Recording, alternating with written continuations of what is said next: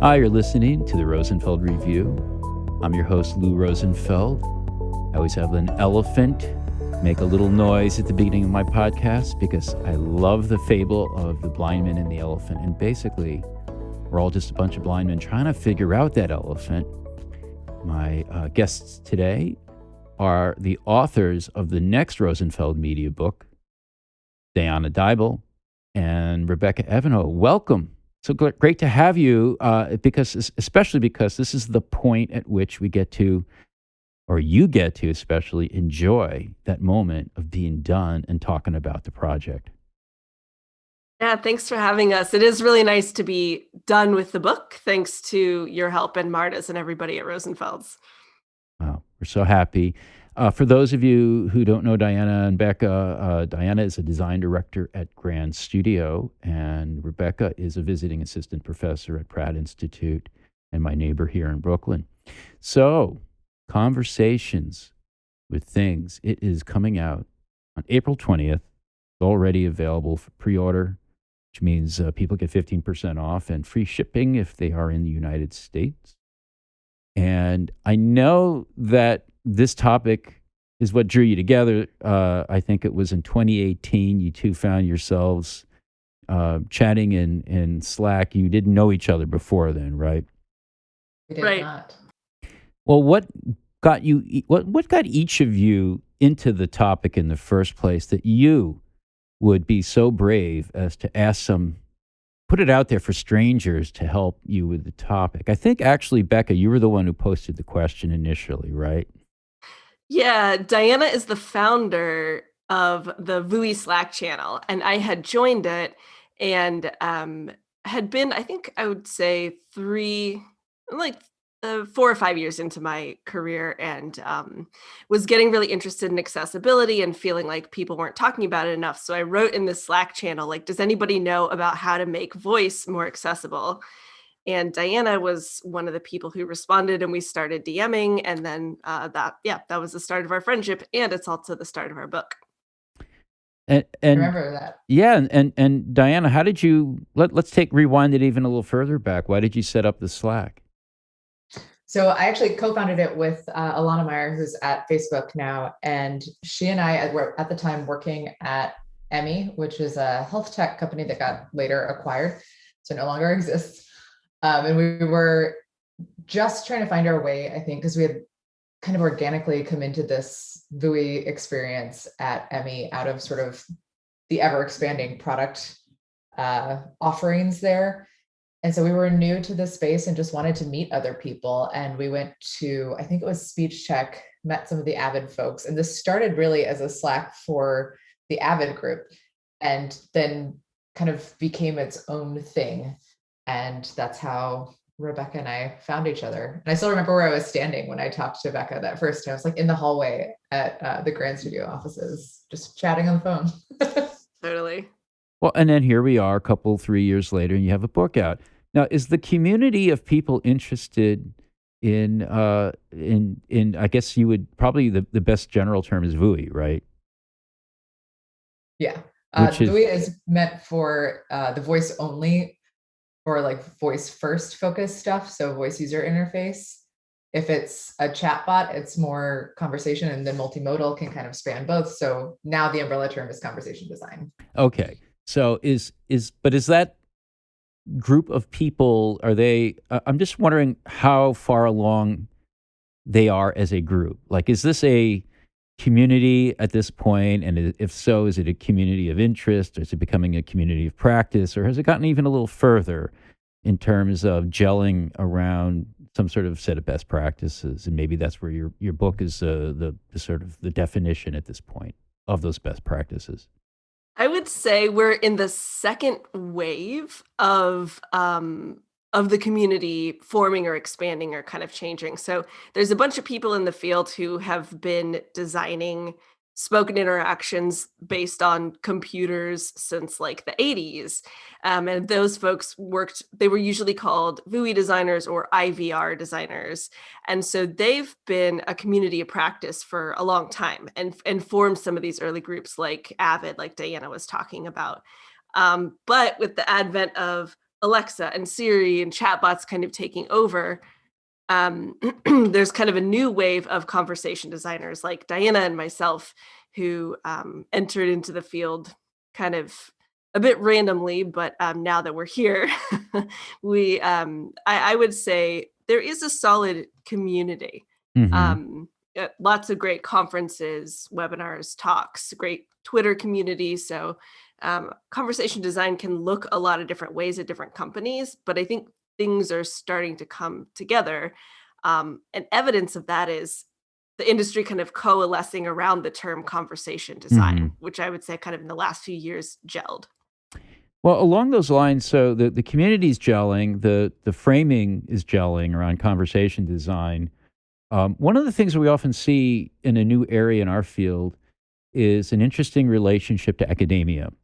A first wave, for example, might come out of academia and then become, by the time the second wave arrives of development in a topic, it's more practice oriented. That's when the practitioners pick up what theory has been coming out of academia, and they put it to work. Another model is starting with practice. And then suddenly, after that initial wave of definition and scoping, we start to bring in some of the science that has come from academia. So, for example, maybe this is true for your book. You spend some time on linguistics, obviously. Is that more true of the work now than it was a few years ago when people were still trying to kind of wrap their minds around the framing part? I think I'm so curious to hear what Rebecca thinks of this, but I think the way that I usually think about this is that it's not that it was not based in science before, or that there wasn't any sort of academic learning to ground it in, because that's actually where a lot of this stems from, is the work that was done like in the 50s in academia that then birthed all of this, and that it sort of has gone through some phases. And I would say where we're at right now feels like we've been, the advent of these smart speaker devices, of your Google Homes, Alexas, et cetera, Siri, have really kind of created this land rush Hmm. that has happened. And so like everybody's just doing, and there isn't a lot of, but why behind it. So it's not that that hasn't existed or there isn't research for that. It's just, it's been so fast moving that now we're circling back around to that. So now we're ready for the why in a way that we might not have been a few years back. Yeah, and I've made the crack before of like people seem to forget that linguistics exists. And I'm not a linguist. I've done my own reading and learning, but yeah, there's a lot that like the humanities know about like the nature of truth and the nature of transparency and how linguistics work and how performance and communication work. And all of this is really well studied. But a lot of people who get into conversational interface work are really technical focused, and they sort of I've seen people approach it like, oh, this has never been done before, people talking. And it's like, no, people talking's been done before. There's a lot that's already established. But I do think there is some really great research happening in academia about implications about human behavior and how it does and does not change interacting with technology.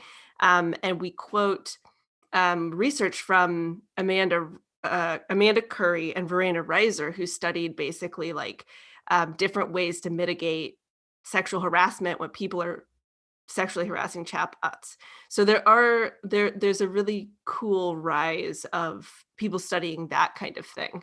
And I think people in the practice field are really hungry to learn about that research. That's interesting. So, I mean, that's a great example that maybe people who are getting into this space of conversation design think it's really so much of it is about the personality of the bot, and maybe what we're really finding is we just learned so much about the personality of us, of humans, and how we have conversations. We actually think about ourselves maybe in new ways as conversationalists. Do you find that um, it's as much, maybe even more about how we understand ourselves as conversationalists as much as it's about designing the bots Oh, themselves? 100%. like I said, I came into this like from in a health tech company. So I've been working in behavior design content work prior to this. And so much of that just easily translated over because you're sort of understanding like how people think and trying to anticipate what their behaviors might be. Which to do that, you definitely have to look inwards as well as looking outwards at the research. There's another, not to plug all the Rosenfeld books, but there's another Rosenfeld book, Engaged, that talks about this a lot. And I find that to be so useful in conversation design to be able to break down what people's kind of standard behaviors are to try and help with that anticipation. Yeah. So let's talk a little bit about the bots first, though, in terms of personality design. I know that's something that you've given a lot of thought about in this book. And um, what's your line on should a bot have a personality and what kind? How does it work in terms of representing an organization? How does personality work as in terms of bot as product? What kind of personality should be put forward to the public? It's like a really tough one. It's a big one. It's a whole chapter in our book Yep. that ends with a debate between Diana and myself about the role of brand in personality. I think basically in the field, we observed a lot of people misunderstanding why or not thinking about why we make a personality in the first place. The standard line is, people perceive personality whether you plan it or not, so you better plan it. And then it becomes a question of, well, how do you plan a good one? And a lot of people seem to forget, like, the personality is meant to serve a function. It's not for fun. It has to do a lot of work in terms of building trust. So the book has a framework about how to do that. And then we also talk about some of the more complex stuff like race and gender. And I know, Diana, I mean, we've probably spent the most time talking about this. I mean, this is the part I think that everybody, and we've talked about this before, that everybody gets excited about. Like when you're going into work on any kind of bot work, nobody really wants to work on QA. Nobody wants to work on training data. Like it's just not the sexy part of it. The fun part is sitting down and being like, "Ooh, we're going to create like," and I think there's been this this myth of, particularly, we hear a lot about like the Pixar people that moved to Capital One, and a lot of the people from myself included, I guess, came from entertainment and moved into this space. And so there's this kind of element of fiction writing that gets brought in, that everybody wants to be part of that creative development and write this awesome backstory of how your bot used to be like an MMA fighter and is now like a professional skateboarder. Like, but why? What does that have to do with anything? And I think that's what we find when Rebecca's kind of referencing this framework and this work to do around it. It's less about the fun creative part, not to squash everybody's bubbles, but it's more about serving that purpose of why does this bot exist and what is it serving for the user, and then sort of backpedaling from there to figure out what are its behaviors that need to happen in order to do that service. Well, you squashed the bubble for me just a little bit there, because the first person I met who's working in this area is my friend Amy Marquez over at Amazon, who leads the personality team, the Alexa personality team. And she tells me that basically her team's job is to write jokes and, making sure that the jokes aren't off color and that they're contextual and so forth. And it's a really gnarly challenge. I mean, humor is so hard to do for most of us, much less Totally. for bots. Yeah, totally. It's and we talk in the book a little bit about the role of culture in all this, and humor is very cultural and subcultural. Like what's funny to me, an elder millennial, and what's humorous to Gen Z, or Hmm. there's a Venn diagram there, and not very much overlap between the circles, probably. Yeah, and then there's my sense of humor, which is even less, which is a problem. But yeah, so interesting array of challenges here, and I mean, one of the things I think you do in the book, maybe you want to develop this a little bit more, is this is overwhelming. there's just so much. And you had to make choices for your book. Your book is not 1,000 pages. Thank goodness. Nobody should be writing a book that long. It's a 320-page book that's very manageable. How did you draw the boundaries around what you were going to cover and what you're going to leave out, and how do you put it all together? What if I'm picking up the book, what's the framework that helps me understand what's here and how to use it? That is, yeah, I was gonna say that my first answer to that is the way we trimmed it down was our editor, Marta, slapping our hands and saying, "You can't have this is too much." She's good at that. But I think so. The way that we thought about this was just sort of the process overall of what is the process and the human-centered process to design conversations. And it starts kind of at the scoping piece of it and the background information that you need to have, and then kind of moves through the steps that you would take to get to a successful bot release, with, of course, the ethical and cultural pieces kind of folded in. We have a chapter on that, but everything is sort of folded in as you go along, because there's never, you can't really tack it on at the end as an afterthought and hope that it's going to go well. Yeah. And I think a big challenge, Diana and I have joked that I need a t-shirt that says, I'm just going to restructure this chapter, because we restructured so many times the whole book, the table of contents. And it's because the way that you do conversation design is not linear, but a book is linear. And the way that you do it in practice and the way that you learn about it are sort of different. And so finding the balance of that was a challenge. And I know at one point we had a pretty extensive chapter covering all the ethical issues. And midway through, we decided to break that up and intersperse it in the chapters. And part of the reason why we made that decision was because we didn't want to present ethical and inclusive considerations as a literal afterthought as the final chapter. They're very infused in the daily work, and we wanted to show that. So that felt like a big breakthrough when we figured out how to kind of infuse that throughout the book. Ethics as attribute. And yeah, I mean, it's like it's analogous to innovation. Yeah, if you have a separate innovation group, good luck actually innovating as an organization.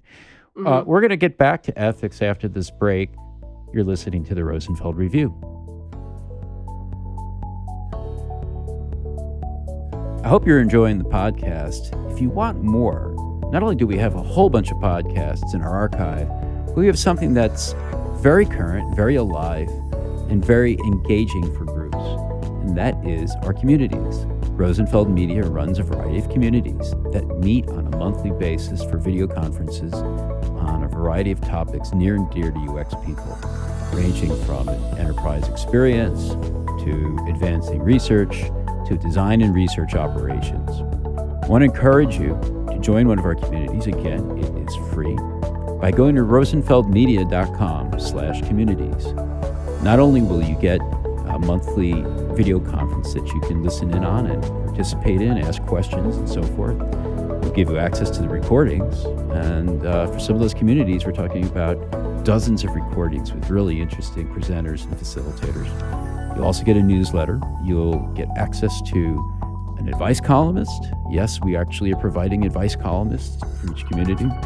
And finally, if you're interested in our conferences, our communities correspond to our conferences. So you will be the first to know when programs go live, when tickets go on sale, and by the way, most of our conferences sell out, and other good things about our conferences, such as when the scholarship applications open up.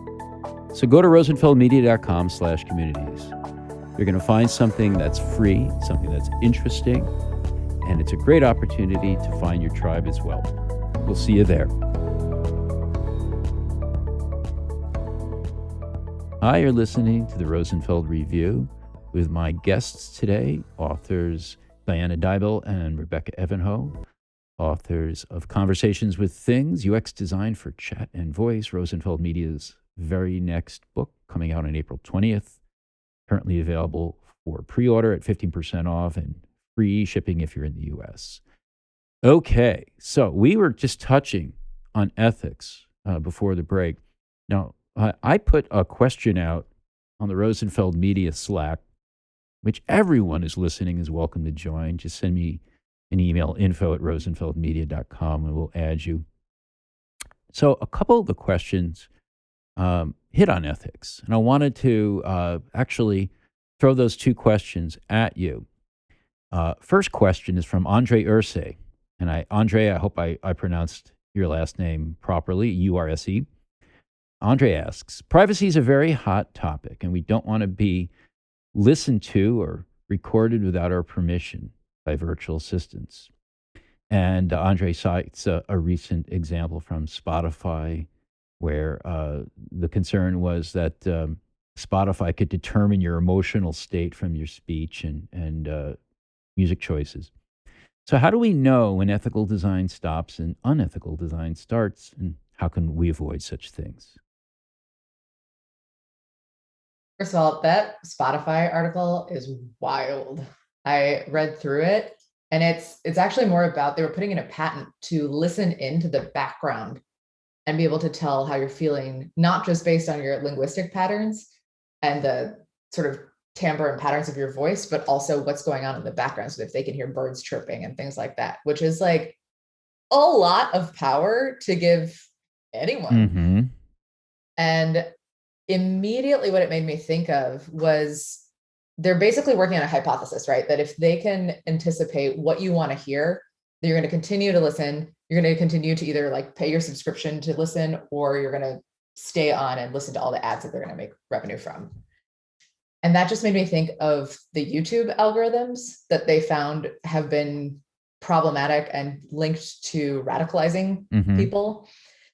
And I just thought, like, man, there is so much, like, just from a pure, like, oh, I'm feeling sad and maybe I have depression issues, and I'm like listening to sad music and it can tell that I'm sad by my voice. Does it continue to play sad music because that's what I want? Is that what's good for me? Why? Who's deciding, and what parameters are they deciding? What help are they going to give me if I need? Like, it just feels like a really tightrope kind of rabbit hole to just throw somebody into. And I think, like, to kind of get to Andre's question about like, how can you tell what's ethical and unethical? It's deeply personal to the designer, to the design team, and to the company, but there has to be some sort of standard. And in this case, it feels like there's not anybody thinking about how could this go wrong? And like continually asking that question of like, what harm could I be causing? Feels like a really easy starting place. Yeah, and we have so many examples at this point. Maybe they're not based on chat or voice assistants, but they're it seems like it's the same set of ethical concerns. I mean, Sarah Wachter-Betcher certainly covered a lot of this and technically wrong, and we just see this continually happening. So I mean, you also have to have, like we just saw with Google and their AI sort of blow up that just happened. If you don't have a company culture to back up the decision making or what's getting surfaced from your design team or your researchers, then the decision making is still going to wind up potentially being unethical because there's not a structure in place to support the work that's being done. So there's a bigger issue here. Well, let's take another ethics-related question. This one from Lauren Hansen. She asks, I'm curious about your take on the ethics of things with voices as targets of abuse as opposed to sources of abuse. Things with voices are being designed to become more and more human-like in how they speak, but users still seem to feel comfortable swearing at and insulting virtual assistants and chatbots in a way that they wouldn't speak to a human being. From a human-centered design perspective, is this dynamic problematic if it isn't hurting anyone? This is such an interesting question, and I apologize if you can hear a lawnmower going on outside my door. But so I think there's a couple of things. I do firmly feel that that these are things. Like, Alexa's not a person. It's zeros and ones at the core of it. So it's really just a matter of studying, like, what is the effect on people, right? Like, I don't think it's known whether, like, is there some social good over having a virtual assistant that you get to yell at? Potentially, like, I certainly think there's potential for virtual things to help coach us on certain behaviors or communication tactics. But one area where it is pretty well understood to be harmful is people sexually harassing bots, and that is something that that does happen, that I think is widely understood to be totally inappropriate. And I think there's a pretty hard line on that kind of behavior. Do you see um, some opportunity to do sentiment analysis? For example, um, you know, you you know, you can maybe get feedback from a human user that they're frustrated and explore the source of the frustration. Maybe the bot has a design problem; it's not processing voice inputs properly. And so people feel like they have to continually repeat themselves. Like, I know I do that, and I start finding that I'm talking to a voice system in kind of clipped, annoyed tones, where I have to say no, yes, or whatever. Now I get really frustrated. Might that be a useful thing to explore? It's not abusive necessarily, but it's pissy. Go ahead, Rebecca. Yeah, I think there's interesting potential for us to get feedback on our own behaviors.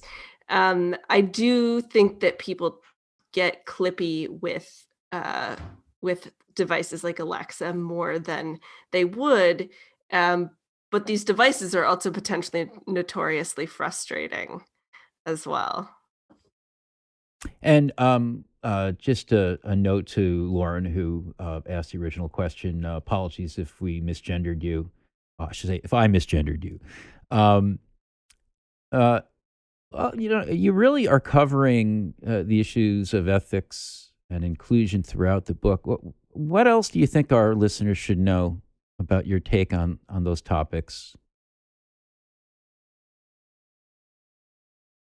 I think we both have a lot of really, I'm just like taking a breath here. We have a lot of strong thoughts on that, but I also Hmm. think there's just, Rebecca had mentioned some research at the beginning from Verena Reeser and Amanda Circus Curry.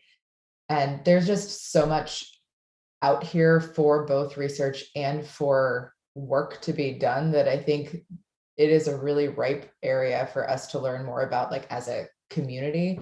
Um, there isn't really like a standard. I know there are a couple people and a couple of groups have been looking to put together ethics kind of guidelines overall for the community, and nothing has sort of settled in as the thing yet. But I think there's definitely some space there for people that are interested and well versed in that to have a role and kind of set some parameters for the community. Well, and I'm really glad that you two are helping lead that discussion. We have so far to go, and this technology is going to be, only, well, booming would be probably a fair estimate of the impact in the next couple of years, and then some. So we're really grateful to you for writing your book, and I'm very excited to see the reactions to it. Conversations with Things UX Design for Chat and Voice, as I mentioned earlier, out on April 20th, 2021, available for pre-order today at 15% off and free shipping within the US from rosenfeldmedia.com. Before we wrap up, in the tradition of the Rosenfeld Review, we always like to give our guests an opportunity to shine a little sunlight on someone or something that our listeners should know more about. Do you have anything for us? Yeah, I would love to shout out Amber Nicole Hart, who we interviewed for the book. She has a talk called "Why Does Siri Sound White?" that is, speaking of ethics and inclusivity, really, really good. And I recommend everybody listen to that. As well as our forward writer, Kat Velos, who's an incredible UX designer, as well as just really in terms of conversation overall. She's been doing a lot of work in that space of how to communicate better with your coworkers, with your friends, and has a book called We Should Get Together, which is also very useful, very well written. Sorry, Becca, anything from you? Yeah, one more thing. There's a fantastic book called Design Justice by Sasha Costanza-Schock. And related to that book and that sort of group of people, there's also an organization called the Design Justice Network that I very recently joined. They have an amazing set of principles that you can sign online and you can become a member. So if you are interested in inclusive design, in a design that's not oppressive, in truly human-centered design, and reinventing the way that design and tech industry treats people, definitely go to look up the Design Justice Network. Thanks for those tips. And thank you for the conversation. Haha. Naturally, I have to throw that in. Rebecca Evanhoe of Pratt Institute, Diana Deibel of Grand Studio, authors of Conversations with Things, UX Design for Chat and Voice. Great to talk with you today. Thanks for joining me on the Rosenfeld Review. Thanks, Lou. Thanks for having us.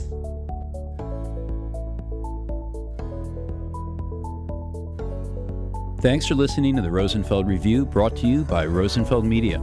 If you like our show, please subscribe and review it on iTunes, Stitcher, or your favorite podcast platform. I'd love it if you tell a friend to have a listen, and check out our website for over 100 podcasts with other interesting people. You'll find them all at rosenfeldreview.com.